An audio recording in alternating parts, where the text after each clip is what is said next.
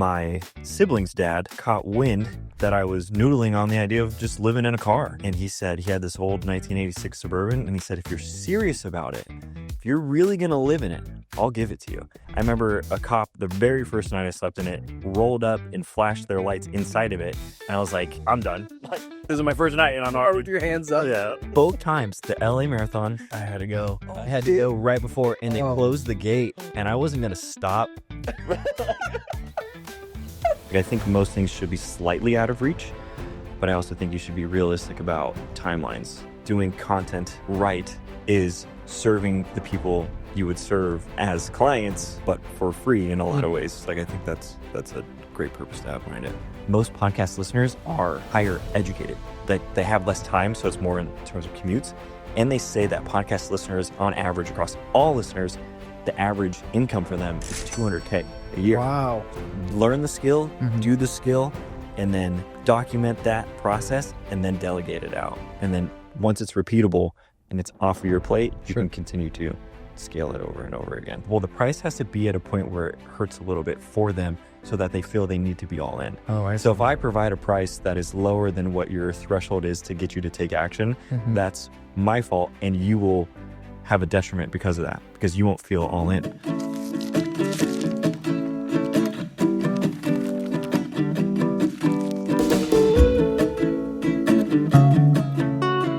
Welcome to the Nickolas Natali Show. I am honored to be the host of this episode, where I get to interview you, Nickolas Natali. Yep. It's like Inception for a moment. It is. Feels good. Yeah. Feels right. You know what's crazy is half the people are going to be like, which one's Nick? You know?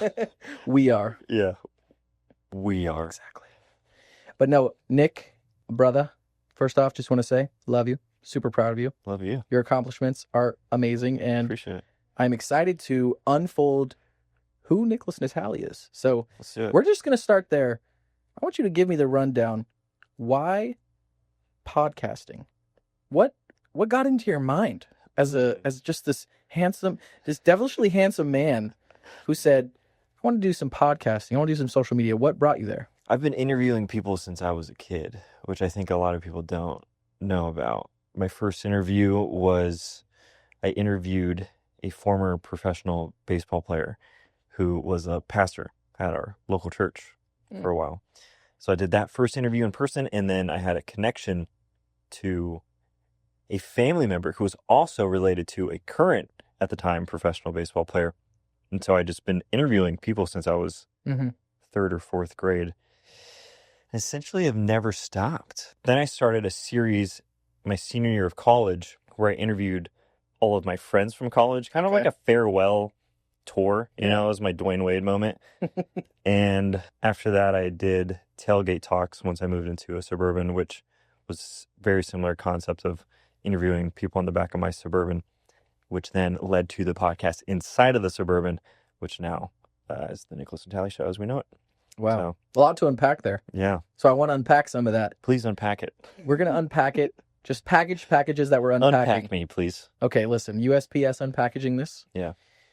I want to know, first of all, you said a lot there. You talked about growing up, interviewing people, finding that passion for hearing people's stories. I think you're an amazing listener. You are. Thanks. You have the ability to just be such a present listener, and I love that about you. Appreciate it. And you ask really good questions. And that's, I think, what a lot of people that go on your show do say is right when you hit them with that one-timer. Deep cut, yep. They're always like, God, this guy came prepared. Like, this guy is interested in me, and I love that about you. Yeah. I want to know what drove you to live in a Suburban, pun intended, because that seems so isolating, right? And I know, I would just love to hear your thoughts on what pushed you to that moment. You're a senior in college, and how did that transpire? Because golly, a lot of my decision making when it came to college, finances influenced it quite a bit. So I went to a private university, a private Christian university, and it was expensive. And I knew that going into it. So I wanted to graduate in 3 years so I could cut that cost. And then my senior year, I started ruminating because I collected about $60K in debt over the course of those 3 years. And my sibling's dad caught wind that I was noodling on the idea of just living in a car. Mm-hmm. And he said he had this old 1986 Suburban, and he said, if you're serious about it, if you're really going to live in it, I'll give it to you. And I don't know if he was like, yeah, this guy's going to live in his, and I was like telling people this idea, I was telling my professors, and they all said, please don't do that. Mm-hmm. Like, I remember vividly having like one of my professors sit me down and be like, you don't have to do this. Like, you're going to be a software engineer. You don't have to live in a car. But I was pretty dead set on paying off that debt. So that final semester, my brother and I turned it into a camper. And then unbeknownst to me, my family was taking bets on how long they thought I would last in it. And it turned out the longest someone bet on me to live in it was 1 month. Wow. No faith. I lived in it for 3 years. Yeah. So 3 years you lived in a van down by the river. Down by the river, brother. I can't believe you lived in a van down by the river. What did it feel like? What was your first night in that Suburban? I remember the first night in the Suburban pretty vividly. Concerning, truthfully. Yeah.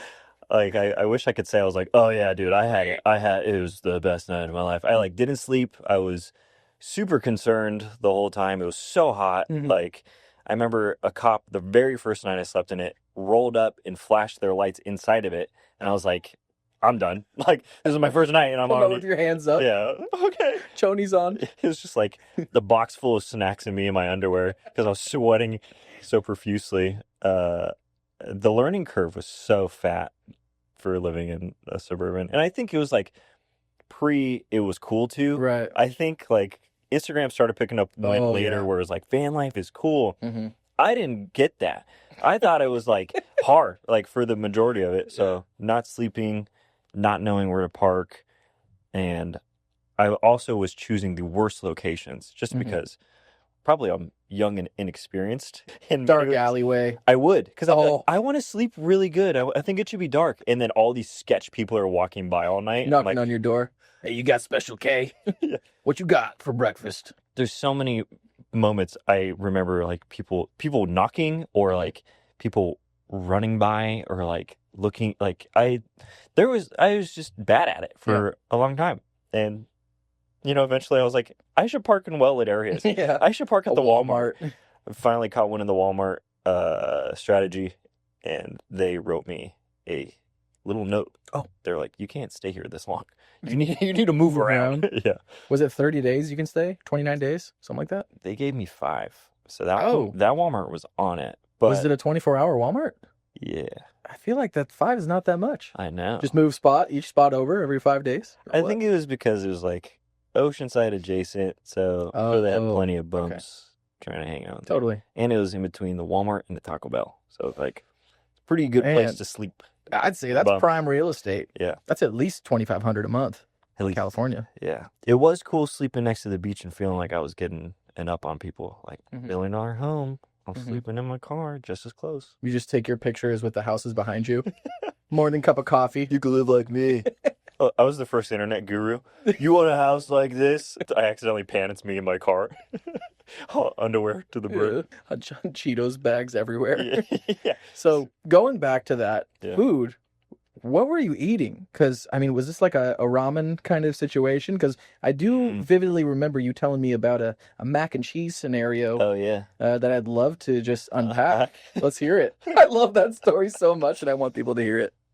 I tried a lot of strategies, and part of the whole deal of living in the Suburban was I was trying to have as small amount of expenses as possible. Mm-hmm. So with that, food was a luxury in some ways. So I was really trying to only purchase what I needed. And one of the strategies that Garth is referring to is the time that I bought $1 mac and cheese trays from Walmart. And I was like, I'm going to have one a day and this is going to last me at least a full 5 days. I had the first one and I gargled it, I downed it so fast and I was like, wow, I'm still so hungry. So I had the second one, ended up having all 5 that day. And I just remember walking back to my desk, and I shared a desk with another dude, same room. And I just, my stomach was just hurting so bad. I was like, oh my gosh, this is the worst thing I've ever done in my life.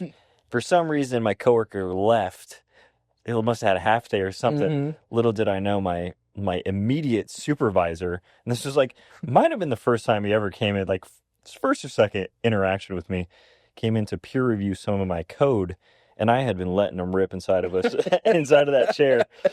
And I feel like people can relate to this. Yeah. You may have accidentally let one slip, but if you just stay seated, Mm-hmm. it won't come out into the room. Won't waft the ambience. It won't. It will not waft.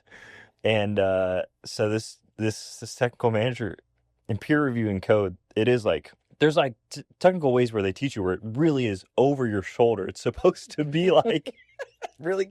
It is, for whatever reason. That's like part of the software culture of like, you got to be next to each other and look at this code. And I was just trying to like talk him out of looking at it. I was like, it's good, man. You don't need to look at it. You hit him with that mac and squeeze. I hit him with the mac and squeeze. And I just lifted just enough, adjusted. And when I sat down, it was like the perfect like shoot. Oh no. From the chair all the way up the back, and his nose was right above it. And he took a huge whiff. And I didn't say anything. You should have hit him with the, man, was that you? Dang, dude. I just like kept my mouth shut, and he went, and he picked up his bag and just walked out. Oh, he never talked about it, never said anything. Never checked on you? And I immediately went to the bathroom. I like was right behind him, and I ran to the bathroom. Why is this not talked about more? Yeah, I saved that story for a long time. I'm glad it's finally coming out. I was too embarrassed to tell it. Yeah, you're holding that one in a lot longer than the mac and cheese. Yes.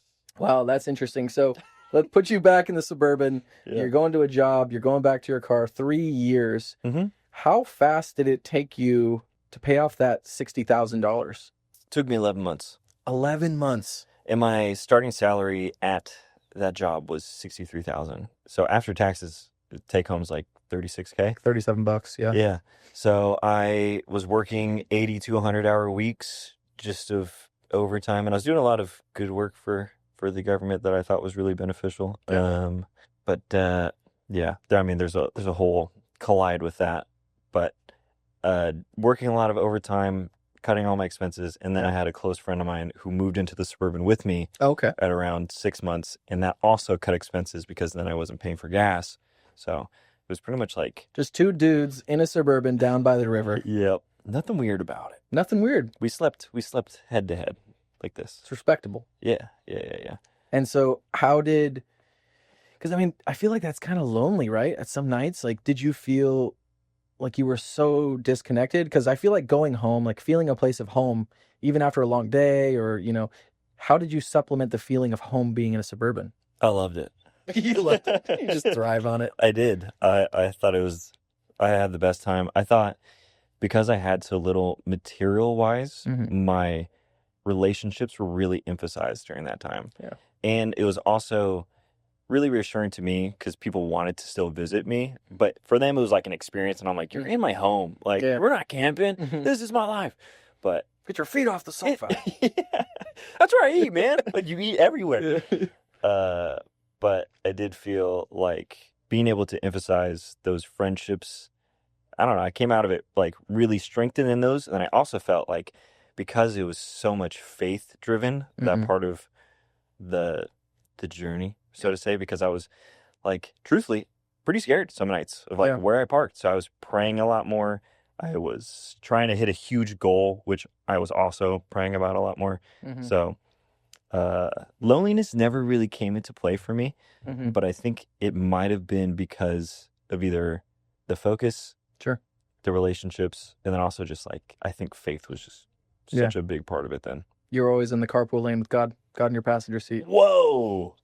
I'm a tagline that. Deep. Yeah. But it's true though. Jesus took the wheel. I think that's important. I'm a Christian just like you, and we do definitely put faith as a big importance in my family life and at home. And so it's nice to see all the trials and tribulations you've been through, and you've always, given that respect to God, and that's awesome. And especially in those times, I 100% can definitely hear your prayers from that, because it's scary. You don't know what to expect. People are judging you. You're trying to keep your goals in mind. You're trying to keep your family close. You're trying to, at that time with your girlfriend, now wife, like all of those things. Yeah. And at the same time, you don't want to give up on yourself because you made that goal. Is that why you kept 2 years after? Because your original goal was to pay off the 60,000 in a year, right? Mm-hmm. And you did that, Mm-hmm. and then you kept doing it. What got you out of the Suburban? Was it also God, or was it other people, or what was that step in your life? I think I got out because of it was time. Like I just knew it was time. Exactly, yeah. I stayed in a bit longer because the time that my friend moved in, there was still overlap past when I paid off my debt. And then I was able to somewhat live the same lifestyle to be able to recoup what I felt like I may have lost in the investment of education. So stack the cheddar cheese. And then I stayed as long as he was in the Suburban. And then I think it was only like maybe a year, 6 months longer. Then I think that I moved out either right before COVID time, and that I think that was it because we were able to start doing remote work, and we couldn't previously through that job. And I was like, well, if I can do remote, I don't want to do remote from my car. Joke's on you. I'm already Yeah, exactly. remote squared. Yeah, so that's when I decided to pack up shop for sure. Gosh, man, that's every time I hear that or tell people, they're like, no, he didn't. 3 years in a van down by the river. And I'm going to keep doing that. But that's incredible, dude. So I'm wondering, you really, so you got in the mindset, the mode of really tackling that goal. You completed it. You then just really weren't connecting with your job, right? And so you said you wanted to change the scenery in the jobs aspect.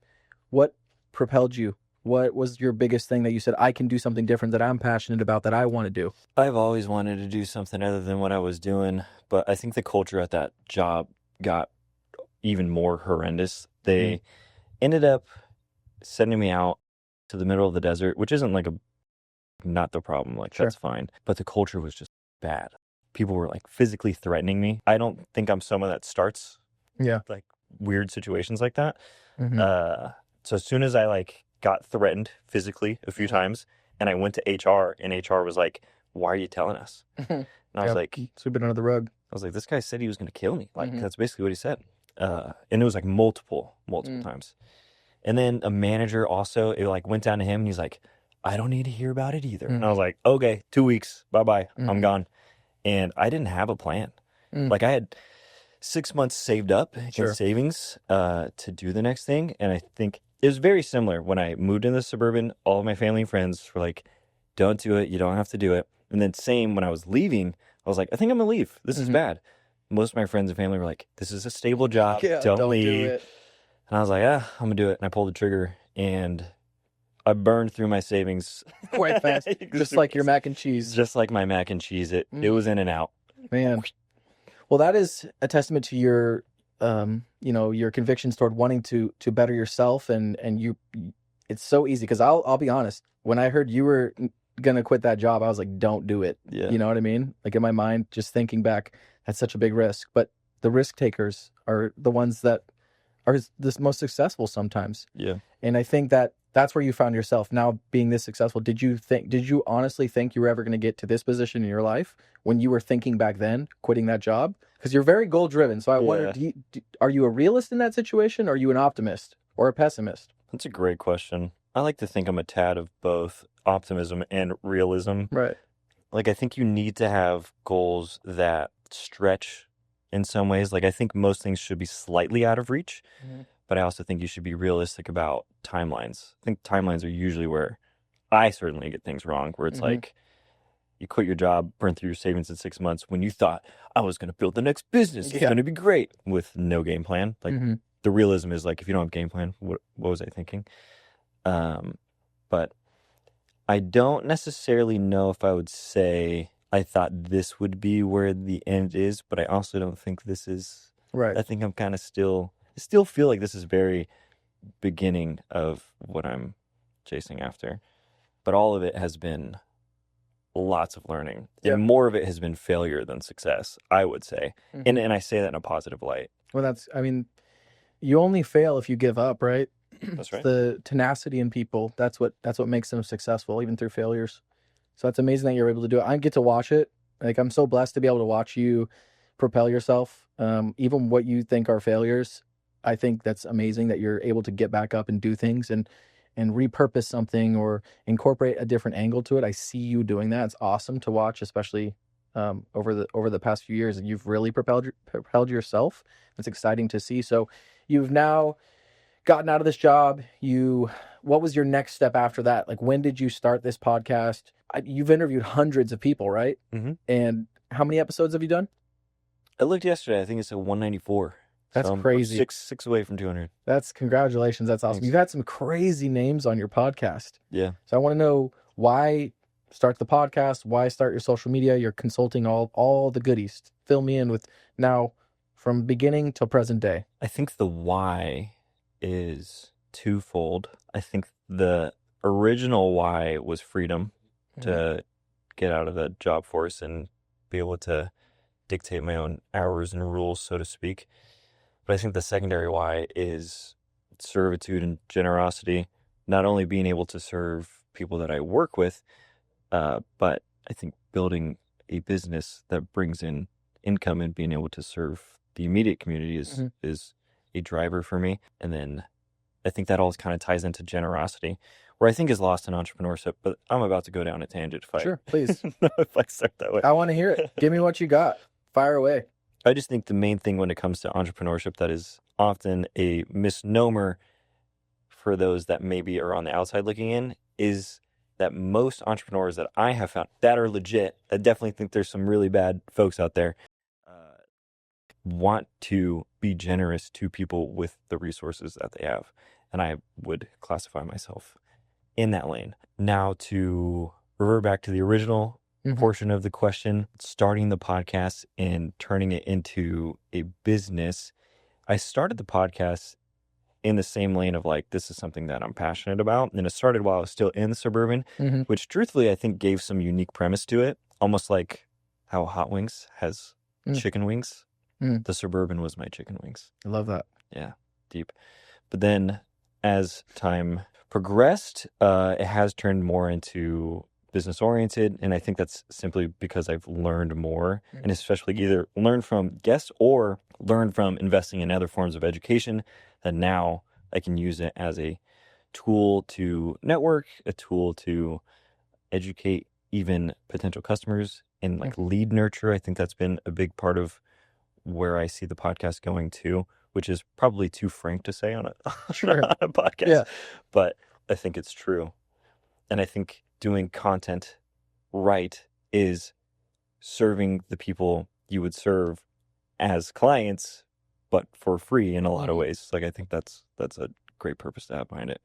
I love that. I do have a question now that my mind was racing when you were just saying that last little in there. Sure. Do you think podcast equipment should be more expensive? You've seen that meme going around?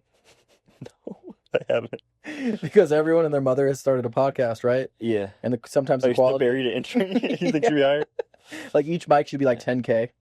Yeah, at least. Do you see like more people making podcasts on their own? Like even if it's not up to the quality or standard or all the niche fields of it, do you think people are utilizing them for marketing, for growing their brand? What do you see the spotlight on podcasts? The podcast industry is known to have a high churn rate, very high churn rate. Most people that start podcasts, it's like 90% drop off by episode 3, and the 10% that make it, only 1% gets to episode 20. And that's just the nature of this industry. I think it might be because it is, like you said, not a high barrier to join creating a podcast. Where I think it should go, maybe, throwing the should word around, for business owners at least, is it should be predominantly solving pain points, almost authority driven. And the reason I say that is because podcasting is such an interesting medium where it's one of the only spaces where somebody's going to sit with you for 30 to 60 minutes and do it on a regular basis. And the likelihood that you build trust is very high if somebody's tuning in over multiple weeks, even years. So when Garth, you have your podcast and you say, I trust this dog food brand and I've listened to 9 hours of you talk already, I'm going to be like, Garth knows this stuff. I like that dog food too. I'm going to buy that. So I think that's more so where it's going in terms of the whole industry. Individual podcasters, I think, are more likely to monetize through selling their own things than they are sponsorships. And that's mainly because audio listener audiences are harder to grow than other platforms. And there could be a wide array of reasons for that. But one of them that comes to mind that isn't talked about a lot, I think, is because most podcast listeners are higher educated. They have less time, so it's more in terms of commutes.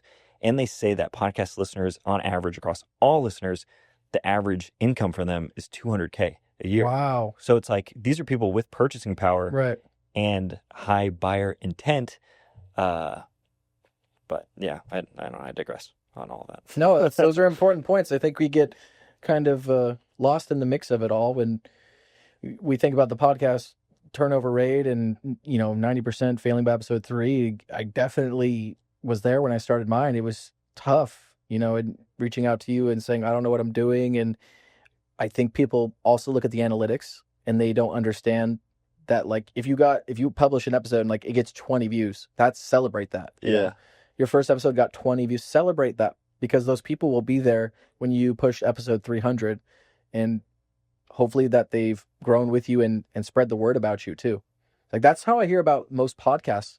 It's actually not on social media as much as I thought. Yes, you get the shorts. Yes, you get the clips here and there. That's great. Mm-hmm. But sometimes I just watch those for the clip and I don't look into who they are. Yeah. I'm like, that was a great clip. I don't follow up. Yeah. But if my buddy is like, hey, Nickolas Natali Show just had this guy on, did this, whatever. It was amazing. You got to hear this dude. Mm-hmm. I'm going to go listen to at least an episode. I'm going to give it a shot.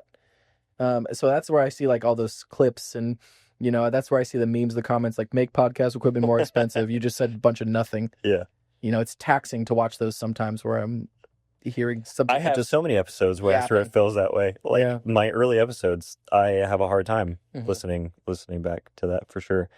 And I think you're bringing up a part of like, how do you grow a podcast? I think exactly what you said. Most people will think that repurposing the shorts onto other platforms is the way to grow. Like, that's the most optimal way, and I don't think that's true. I think the best way to grow a podcast is to get yourself on other podcasts, which is what you're doing right now. So you're getting exposure from podcast listeners. Let's go. And it's because podcast listeners listen to podcasts. Like, people on Instagram aren't going to be like, I'm scrolling on my work break, let me pop into this 60-minute podcast episode. It's usually like, let's say you're guesting on this. Sure. And they might be like, Garth has a podcast, Veterinary Vibes. I'm already on the platform. I'm already commuting, listening to this. I might pop in and listen to his too. That's typically how you grow those episodes. So why do people still do it though? Like, I mean, there's obviously some successful people that are repurposing and are getting that engagement, or are they just dumping a boatload of money into it? How does that work? I don't think it's a net negative. Right. I'm not saying we shouldn't be doing it. I think the most optimal is the other way. I see. I think it's more of like top of funnel brand awareness, like making people aware that you have one could be a great way to look at that. Okay, so I want to go back. Let's say you're 10 episodes in, Nickolas Natali Show. Yeah. You don't know how awful you are yet because you haven't had as much experience as you do now. Yeah. What kept you going through those interviews? How were you reaching people? Were you using editors? Were you doing everything by yourself? What was the climate like then? I was doing everything myself. And outreach looked like I used pretty much the same strategy. Then I was using a site called Podmatch. Happy to link that in the description. Big fan of it. And then also cold DMs. Let's go. That's like the only thing that I'm huge in terms of like cold outreach is cold DMs to get guests, because those are people I actually like. Yeah. And I think I've cracked the code on how to do it. Ooh. Okay. If somebody reads my cold outreach, my success rate to turn them into a guest is probably close to 90%. Damn. It's very high. That's great. I'll give the sauce. Essentially, how you start your message is the most important. So on Instagram, we've all received a DM. Oh, yeah. You get to see a little sliver. A little snippet. That little snippet should just say, do you want to be on a podcast? Or like podcast request, or this is like so niche to podcasters right now. Yeah. But you told me that. That's what I did when I started DMing. I went on there. I'm like, I'm DMing all these big company CEOs. Yeah. And like you said, that little snippet, I'd be like, hey, Brody. Hey, boo. Hey, boo-boo. Come on the podcast. Yeah, but you are more likely to open that. I mean, even now, if I open up my messages, right? Because a lot of them go to request if they're not following me. Yeah. Those are the people. So I click request and I literally just scroll down to see if any of them are like actual people. Yeah. Rather than like a Bots, ChatGPT or bot or something. Yeah. Where it's like, your account's going to get locked if you don't give me I love that one. $74.82. I'm like, I'm in prison. You need to save me. Send me money. Yeah. So, okay, that's amazing. And so what if people wanted to, because now, I mean, you sell your services, right? You create teams. You're kind of a jack of all trades when it comes to social media, when it comes to podcast consulting, when it comes to ad creating and business promoting. How did you get to that point? Because I mean, this podcast really grew you. Yeah. Right? There's people that you're like top 1% podcaster. Like that's incredible on itself. How did you monetize that? How are you making these connections? So much failure. Oh my gosh. Mm-hmm. Yeah, I went into debt again, which is also part of my story that probably isn't out there. After being encouraged from hearing all these guests come on and talk about how they risked it on themselves and their business until they figured it out, I was like, good, I'm just going to dive right in. So I took out some credit cards. This is like so funny because it's so polar opposite. Sure. Of who you are. Yeah. Like everything against my personal finance beliefs were like, this is so bad for you.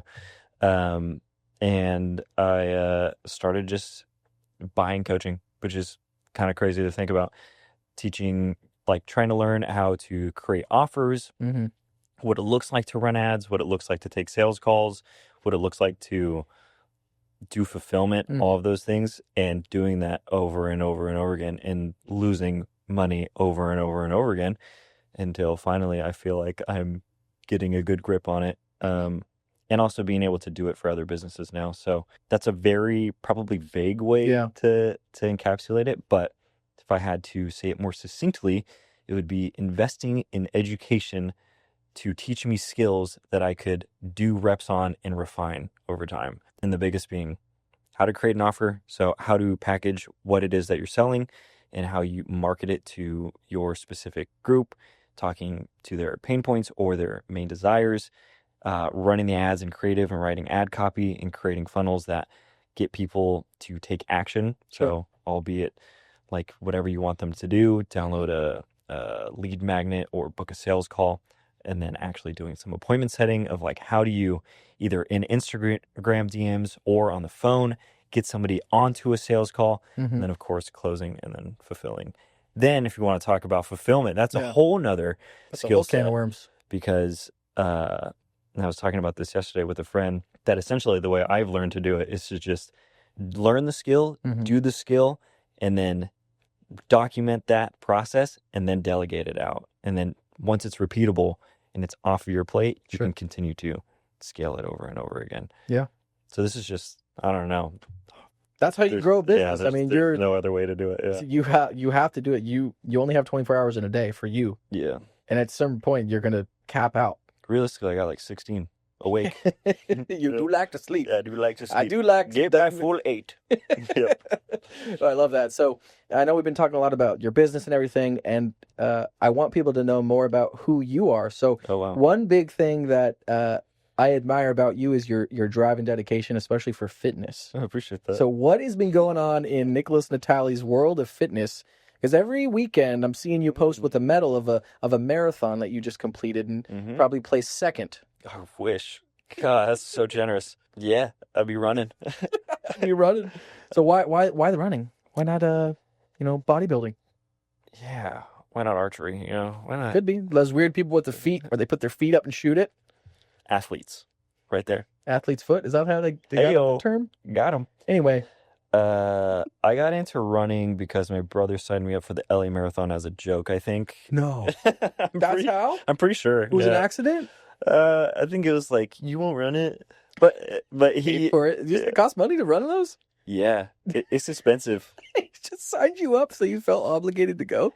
Dude, it is expensive. The last one I paid for, the LA, was $250. To run? I think the OC marathon I just ran is also $200. Dang, they're running to the bank with your guys' money. They are. They don't even have enough aid stations these days. You're like dying out there. They're just like, there's a McDonald's en route. You guys go in there and get your water. Ask for a water. Water cup, please. What's the code to the bathroom? As these runners are shitting themselves as they go by.